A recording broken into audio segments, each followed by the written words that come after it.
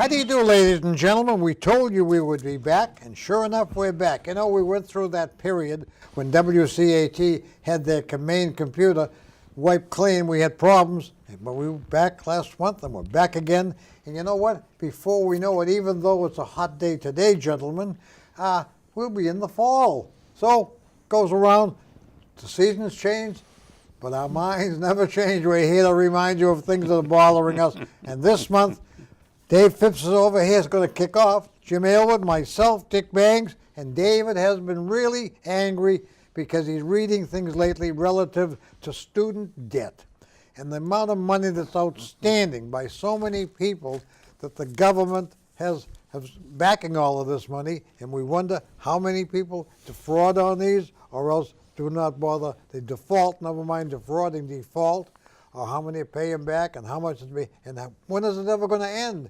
And the average folk, I read the other day, the average student graduating from college today gets out of school with like $160,000 debt. No wonder so many of them have to move home with dad and mom because they can't afford to rent any place because they can't get a job. But David, kick off with your favorite gripe for the month, all right? Well, apparently there's an outfit called National Collegiate, which is a collection of trusts under the previous $12 billion student loan debt, a $12 billion student loan debt. And they are now having a considerable number of these things going into default. And it's there are $1.3 trillion worth of student debt out there. Trillion with a T? T with a trillion. Like in national debt trillion. And that's huge. And these guys have managed to be defaulted out of, where did it say here? I had it marked. About $5 billion of the loans are in the toilet right now. Well, at the same time, you're telling me at $1.3 trillion, you're telling Jim and I, but didn't he bring up the fact that aren't politicians trying to get everybody to go to college for nothing? Yep. How can you go to college for nothing when we have a $1.3 trillion debt? So some of them are going for nothing now, evidently. Go ahead, Jim, what do you think?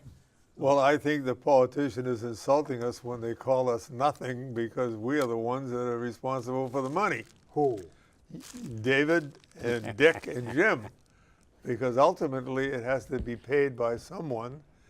And in the final analysis, it becomes very personal. And what exacerbates the problem is that instead of dealing with the situation as it exists at the moment, they are adding to it by the latest political individual in the Commonwealth of Massachusetts has filed a bill to provide free public college education for any student with a family income of less than $200,000. Now, if you take the $1.3 trillion in debt that David referenced, and then somebody passes a bill that the entrant to college in September will not have to pay tuition, isn't it just logical that the individual who just graduated from college is saying, wait a moment, we want to be treated equally in this Commonwealth of Massachusetts. Yeah. And how can you tell me I have to pay for my 4 years of college that I just completed, and now this individual that is starting 4 years of college, he's going to get it for nothing. That's the ultimate in discrimination. And as a result, what's going to happen is that $1.3 trillion in debt that David references now is not going to be on the college student. It's going to be on David and Dick and Jim. Yeah, no problem. Simultaneously, though, David and Jim, you know, the fellow, like you said, that graduated this spring, let's say in June, okay, this year. Right.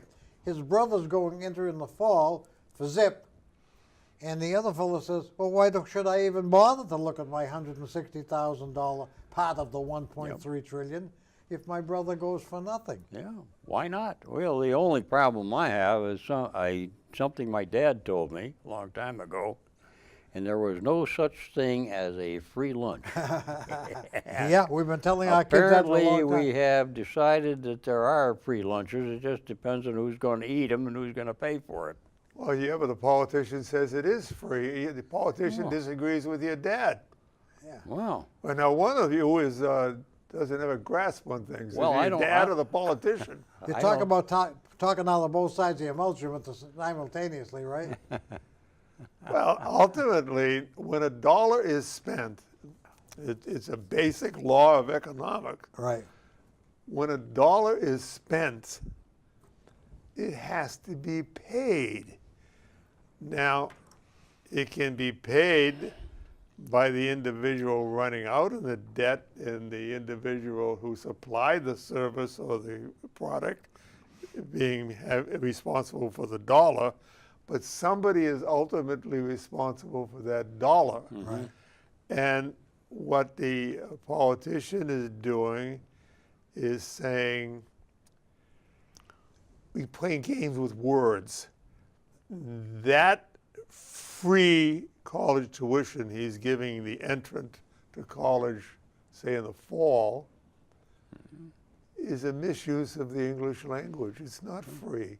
Right. That's It right. just is not free. David said no free lunch. That's right. And what it's going to do is open up the existing 1.3 trillion that Yeah, David yeah, brings up yeah. that is already in existence. Right.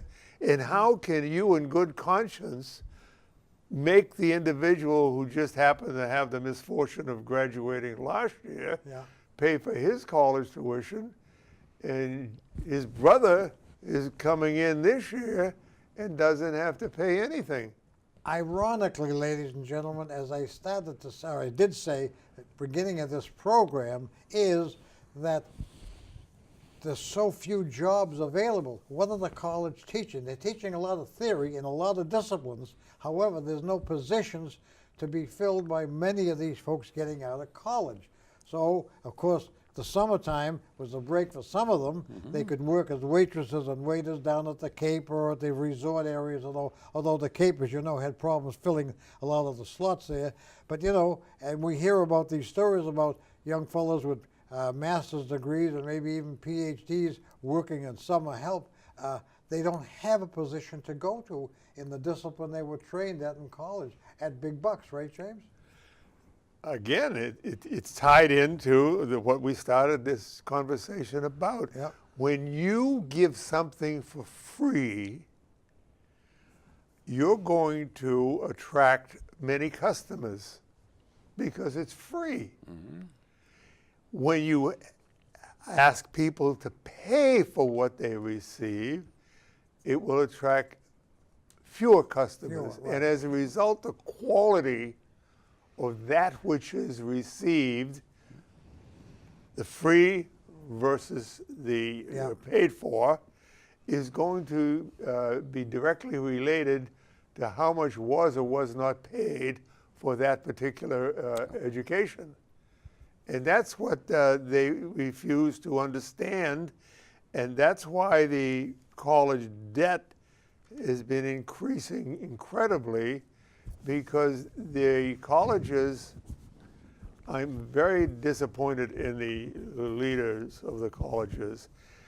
They are creating this situation in concert with the politician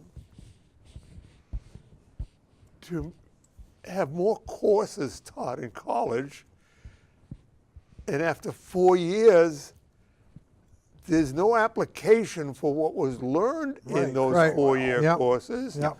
to the job market that's awaiting them when they get out. And it, Yep. and as we've said right along, ladies and gentlemen, over the programs in the past, perhaps they should be sticking more to a commercial kind of industrial arts schooling which you reported on before, David. There was a place out west that thousands of kids waiting to make applications to get in. There were no positions available to them. You know, there's a lot of money to be made in the trade, ladies and gentlemen. A good electrician, carpenter, whatever, they can make a lot of plumber, make good money. But you know, it's emphasis college, college. And if you see some of the papers lately of what the college professors and what the college deans and presidents are making, you know, that's the big bucks. The money is in paying those big salaries, but the product coming out doesn't have a place to get a job. Well, we've managed to get away from something which was the predecessor of today's democracy, and that was the entrepreneur who went out, learned how to do something, started a business, and hired other people to help him. Right, right. And we're not doing very much of that anymore that I can see. Do you think that's related to the curricula that has been developed by the university today that is basically meaningless and useless, and it has no application in the outside world? The universities are feathering their own nest. They don't care whether you get a job after you get out if you pay them up front. And that's unfortunately true. And of course now, as you can see, Harvard and some of the other places are trying to crack down on the sororities and the fraternities, eliminate. But years ago, that meant a lot. If you went to college, you met folks in your sorority or fraternity, and that led to job opportunities. Doesn't work. They're going to eliminate this, so there's another opportunity that seems to be going by the way. We addressed this last program when we said that the university is trying to involve itself in areas other than education with the student.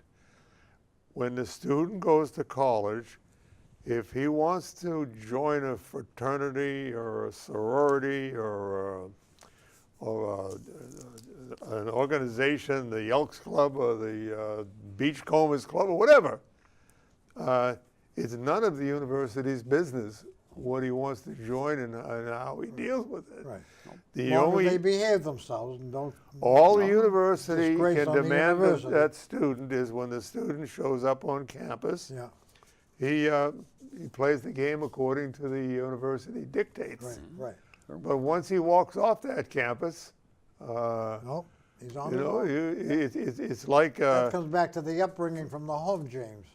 yes, but it's even another dimension to it than that, in that when you put on a uniform, whatever uniform it is, a policeman, a fireman, a sailor, a soldier, a marine, or whatever, you have a responsibility and an obligation to recognize that your behavior while wearing that uniform reflects both whatever, good or bad, that you engage in. Yeah. And so you don't have, or you have, I'll put it positively, you have a responsibility that you do not bring shame on that, Exactly. on that uniform. And now once the uniform is off, you can behave differently. Oh, well, we could talk on this. Anything last minute on this thing, David? Any? Well, no, it's you know, we pretty Okay, much the thing is, nailed that it something down. to think about, ladies and gentlemen. There's 1.3 trillion outstanding today. It may be going into default. Okay, nobody pays, but well, we're going to now start sponsoring free college, even over and above the 1.3 trillion. Think about these things when we're bringing them to your attention. Well, some of that's still is in default now. Oh, see, it's already, yeah, sure, it's in default, Already sure. there. So, you know, okay, couple of things. One other thing we want to bring up just briefly, we'll go through it. A big item these days is gender issues, even in the military. I don't know what you folks have a brief comment about that, gender issues. You know, we've questioned in the past that issue, but We have to deal with this in reality. The unfortunate aspect of this gender issue is the emotional aspect that is brought into the conversation. I have mentioned before that when you can be a woman by just saying you're a woman, or being a man by just saying you are a man. And any observer can look at you and realize that when you say you're a woman, you're not right, you're a man, and when you say Yeah. you're a man, you're not right, you're a woman. Now, where this comes to its normal conclusion that would be destructive to society is once you accept that you are what you say you are.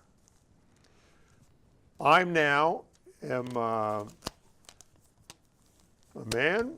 I can say that I am a woman and I'm going to go on the women's tennis circuit.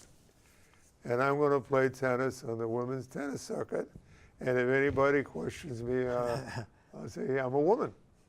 And by today's logic, once you state that this is who you are, then you better be believed or you're going to be in trouble with the people who think they're doing the most compassionate thing around by making fun. But there are areas where there are different characteristics to the male and the female that are of benefit in one way or another, depending on what job or activity is being engaged in.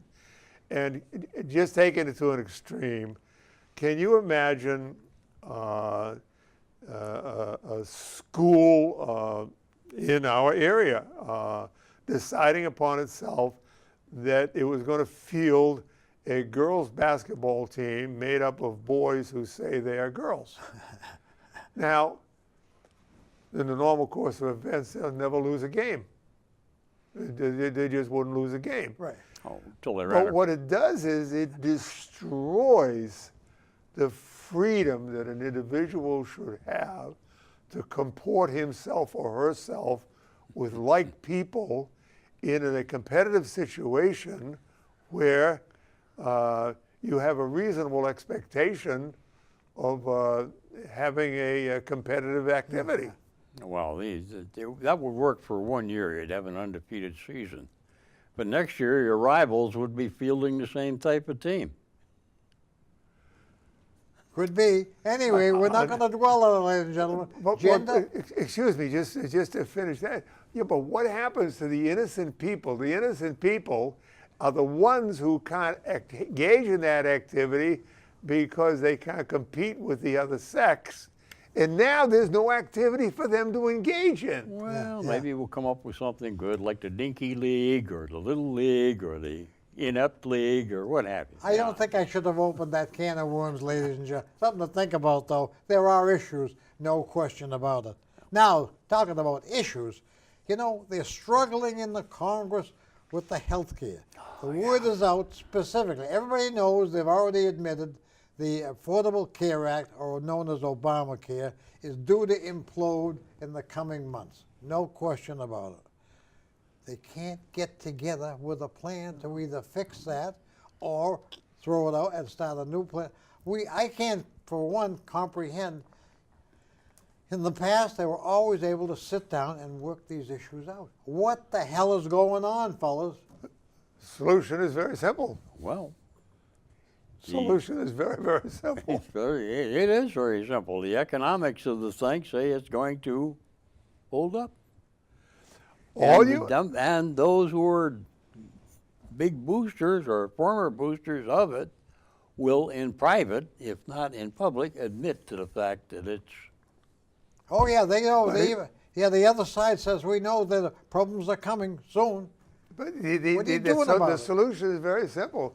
Make the politician belong to the plan that he passes. The politician today, it's frightening how wrong they are. They pass laws and they pass bills and exempt themselves from having to pass them. Well, like the Obamacare, ladies and gentlemen, when they passed that bill, the one that Miss Pelosi said pass the bill, we'll read Worry it and it fix it later. later. By the way, the government employees, they put themselves, the Congress, I should say, they exempted themselves from belonging. That's They have right. another plan. But Don't you forget, see, they the- don't belong to that plan at all. The plan would be corrected if the politician had to belong to it, because the politician can't deal with that plan. Right.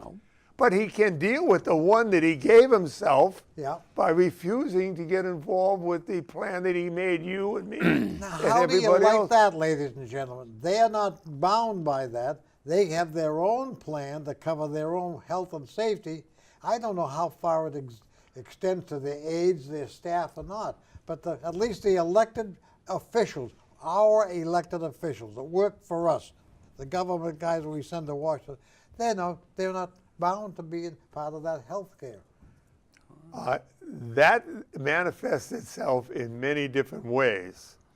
There's another way that I find absolutely mind-boggling, in that if you were to have private information about a stock transaction and put your money into it and made money, like that, there's a lady on television, she was, you know her name and I forgot it, but it's not important. And she apparently, Martha Stewart, you mean? yes, Oh. but she apparently sold a stock and lost money, by the way. And because it was proven that she had gotten the information from a source that was not supposed to share it, she received a penalty. Yeah. Now, the politician has exempted himself from that. The politician, in the course of his job, can have access to all of that information and buy and sell stocks to his heart's content and become a multimillionaire, course. and nothing can be done about it because he's exempted himself from the same law that he has made you follow and me follow. Put your hand on your wallet, ladies and gentlemen. I don't know whether that clock is telling us that we're almost through or not. But if that's the case, I want to get one other thing is, I don't even want to watch the news anymore in the evening. I told David that no. because I can't believe anything anymore. Or maybe it isn't right. So, okay, we still have a few minutes left on the clock. But David made the comment about the politician being exempt from certain things that we are. But anyway, as far as what I want to say is, can you imagine what is going on in lousy baseball, a sport where big boys play little boys' game for big money, okay? But you got a guy, what do you call it, Hall of Famer, made a crack about a very expensive pitcher for the Red Sox, who they paid a lot of money for, was having a bad season. He's had problems and all. And now they've blown it out of proportion. I mean, I can't believe it. This is two guys playing a kid's game for big money, like I say, and it's every day you pick up the paper. I mean, Well, what do you think of this? Well, the media jumps on this sort of thing. They live on this. They're almost like vultures circling around them. Yep. And the problem I have with them is that all of us three oldies played sports at one time or Yeah, another. yeah. My parents, my teachers didn't really want to know what we used to say in the locker room. And it kind of went without saying because it was a sort of a half-baked joke. Now it's a big, serious issue. Yeah. The- But the whole world is blowing up, and how we can read the both page. Oh, this guy said that he shouldn't have opened up. What are you worried? I have an argument with you, Jim. How do we settle the argument? You know, ladies and gentlemen, women and men are different. Men can say awful bad things about one another. I'm talking about phraseology, you know. But that's over. Once the fight's over, it's over. Well, Women dwell on things. The criticism I have of this situation with the Red Sox player and the announcer has to do with the sports writer who wrote a lengthy article about this disagreement and made it into a cause célèbre where it had to be addressed because of the severity of it.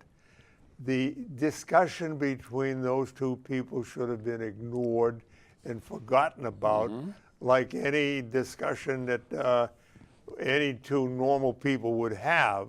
But the sports writer who took the media, of which he has some kind of an obligation to respect, and blew that whole thing out of proportion, it's sad. But that's one sport. I saw also earlier this week something happened at practice with the Patriots. One of their star players and one of the new guys. They get into a shoving match, okay? You know what I said? Next day, they showed up for practice. Pals, I mean, it was over. Yep. That's right. So it died down. But the other thing, they're not going to let go, are they? They're going to keep trying to make money on it. I don't know why. Well, because it gains them an audience. And the problem I have with gaining an audience is you take it to a grander scale, because 99% of the world doesn't give a darn about the Red Sox or in the pitcher, but they do care about this guy. Oh, yeah. Oh, They yeah. care about Trump. They Yeah. care about the fact he twitters back when he gets zapped. Yeah, yeah. And it weakens my country and your country, and it weakens me Yep, in the process. yep. And I think no one deserves to make a living off of that sort of thing. Yep. Oh, yeah, they jump all over that, yeah. The way this information is broadcast Yeah. has to be addressed in that in the normal course of events. We all encounter differences during the course of the day, and they are given a casual dismissal because of their ridiculousness of the, we might at the moment think they're very big deal, but in reality they're not. No. And they have to be ignored. One thing we cannot casually dismiss, ladies and gentlemen, is our initial item. $1.3 trillion in student debt, much of which is already in default. Yep. And the politicians out there saying we should go with a free education, college level for all. But they seem to be ignoring our recommendations for, and they say, I'm going to use the phrase trade school, which is a bad phrase, but an occupational training school as opposed.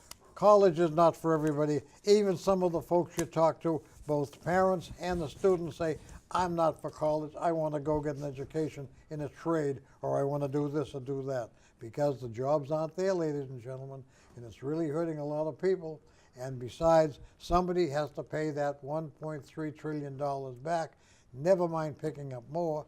And I think, Jim, you would say, you have to pay it, and I have to pay it, David has to pay it. We don't even have any kids involved. Well, can you imagine how much that 1.3 trillion is going to increase if now Hold on to your wallet. all of that tuition? We have to say goodbye, ladies and gentlemen. We used that time. We'll be back, though, within a short time. We'll be talking to you again. Okay.